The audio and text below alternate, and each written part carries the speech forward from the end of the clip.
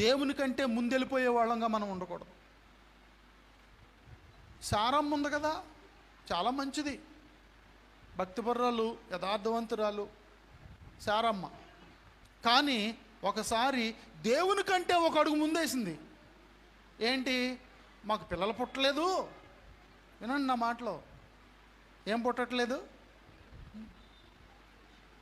మాకు పిల్లలు పుట్టట్లేదు కాబట్టి నేను ఒక తెలివైన సలహా ఇస్తాను, పాటించుండి అన్నది భర్త దగ్గరికి వెళ్ళి. ఏంటి సలహా చెప్పమ్మా అంటే, ఏముంది, హాగర్ ఉంది కదా, హాగర్ సహాయంతో మనం పిల్లలకి అందాం అన్నది.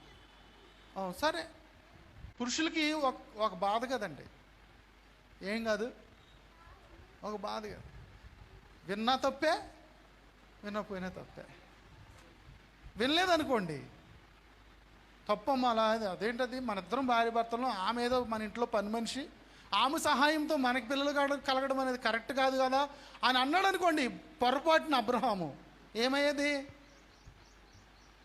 పాస్టర్ గారు ఏదైనా ఏడుపు అనే మాటకి చెప్పాలనుకోండి, ఆయన ఏం చెప్తాడు? రామాలో అంగలార్పే అంటాడు. ఎక్కడ అంగలార్పు?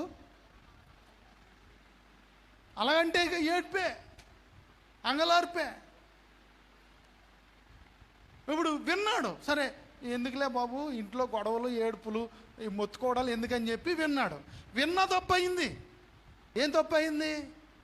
తరతరాలకు శత్రువులను సమకూర్చుకున్నారు. ఆ మాట వినడం వల్ల ఎవరిని సమకూర్చుకున్నారు?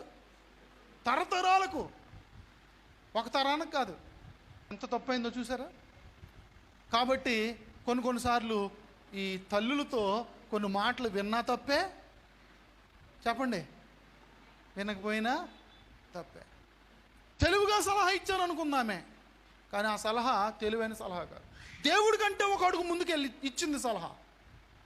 సరే, దేవుడు ముందు ఉండాలి అసలు వాళ్ళ జీవితంలో. దేవుడిని వెనక్కి పంపించి ముందుకు వెళ్ళిపోయింది, ఫెయిల్ అయిపోయింది, అట్టర్ ఫ్లాప్ అయిపోయింది. ఏమైందో తెలుసా?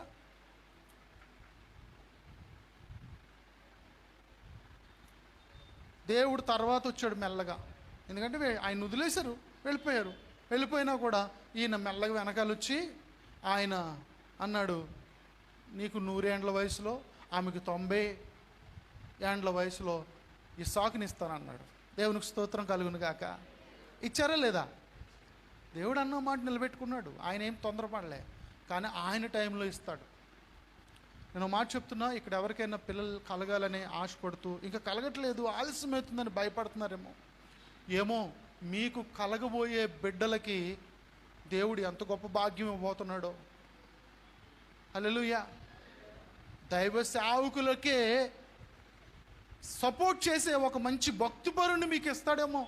యేసు ప్రభు వారికే బాప్తిస్మ ఇచ్చి యోహాను జకర్యాలు ఎలిజబెతులకు ఇచ్చినట్టుగా దైవ సేవకుల్నే బలపరిచే ఒక మంచి సేవకుణ్ణి, ఒక మంచి కుమారుణ్ణి దేవుడు మీకు ఇవ్వడానికి ఆలోచన చేస్తున్నాడేమో. ఆ టైంలో దేవుడు ఇస్తాడేమో. కాబట్టి తొందరపడకండి. ఓకే.